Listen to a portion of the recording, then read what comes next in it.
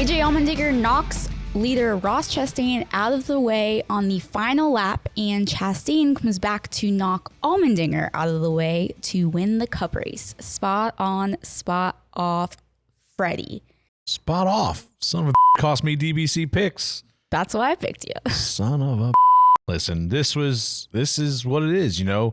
AJ moved Ross. Ross wrecked AJ. You know, if that makes sense. It makes sense. What it means is we're in a bar and I walk up to you and I push you, and instead of you pushing me back, you punch me in the face. Yeah. That's what it means. You know, but sounds legit. And it's as simple as Ross moved AJ moved Ross to second, and Ross moved AJ to 33rd. You know, he wrecked AJ to 33rd. But listen, you know, when Ross made this move, you know, this was his only option. This is the only way he's winning this race, is if he figures out a way to technically wreck both of the guys in front of him, because he was third in line going into that last set of corners. But yeah, I mean, this is kind of what we got to expect, because we've put all this emphasis on winning. You know, first career win for one, which is a big factor here. You know, you're in all-star race is another perk of it. 5 bonus point playoff points. And you're potentially in the playoffs. Now we've had 6 winners in 6 races, so there's a chance that that might not lock you in per se, but you know, right now he's in the playoffs because of that. And this is what we wanted when we went to this playoff system. Win at all costs. Winning is the most important thing. And you know, this is not the first time this has happened with Ross and AJ. I remember vividly spotting for AJ when Ross wrecked us at Daytona to win a race. But you know, it's just like I said, I can understand why AJ's upset, because he did one thing and Ross did something, you know, multiplied by 5 probably. I think, you know, to reiterate what Freddie said, I think AJ pulled off a bump and run, and I think Ross pulled off a wreck and win, which is completely different to some degree. I said on my DBC pick last week that I was picking Ross Chastain because AJ Allmendinger made him a better road course racer. He mentored him when he was at Colleague Racing, and Ross is very talented. Ross has always driven cars on the edge. I mean, he's one of those guys you knew you were getting 100% every lap.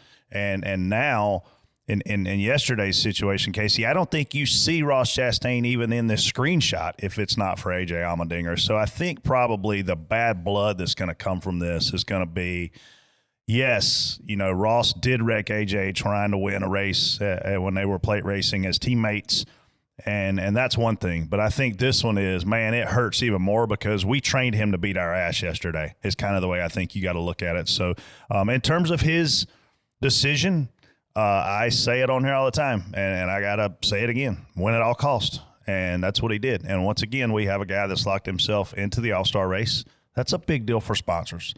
His last 4 finishes are third, second, first. There is something about this car that Ross Chastain's driving style fits very well. You know, if you're a golfer, Elliot would say this analogy all the time.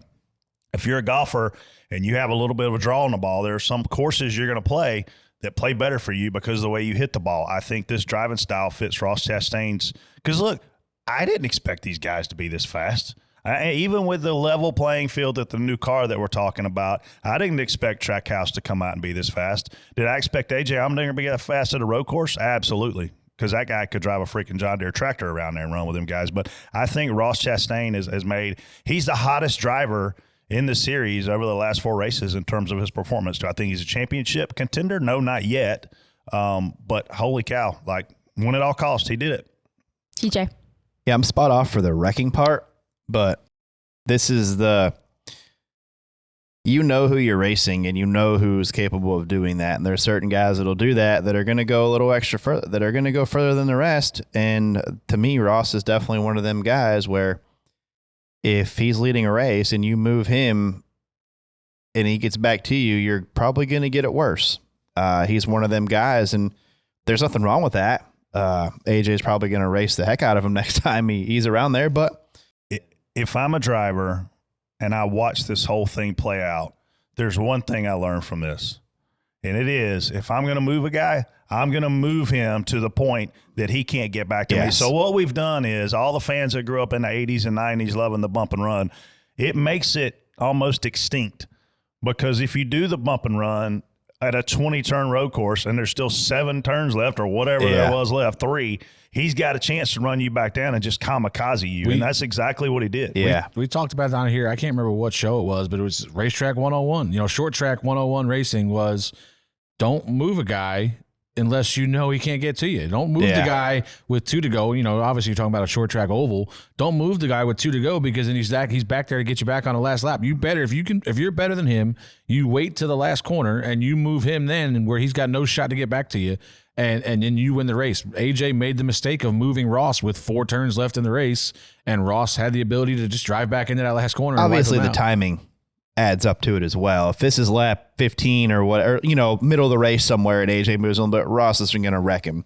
No. But when you're coming around there, and there is a little bit more to it, if you're trying to get your first win and you've been leading, I mean, you feel like that guy just took a win from you. But I'll tell you what, I was like, watching him go in there, I'm like, oh, and then I saw Bowman shoot down the inside and pass them both. I was like, that dude just find another gear through there? Or what did he do? Because Bowman passed them both in that corner. I don't know if AJ stumbled. Something happened to AJ in the middle of that carousel because he had a good run and all of a sudden it was like they were all over him again. Alex drove by both. I'm like, holy cow, where did this guy come from? And when Alex shot to the right, and that's when Ross come in and really planted himself on AJ's bumper, I was like, this is a 10 out of 10 for an exciting finish. You can't have a more exciting finish. We got 20 turns. There's 2 corners left. We got 20 turns, and we had 2 laps to go. We had 40 turns that these guys had to make, and here we are coming down to literally the last half a mile, and they're all over the top of each other. Like, you can't – I mean, we have had some amazing finishes and races in this Cup car so far. I mean, it's been some good race. And that was another, amazing finish as well. So – good job to those guys for getting up there and duking it out and having a good race. You take AJ obviously wins the race the day before, right? And then here he is as a part-time driver in the Cup Series in position to win another Cup race.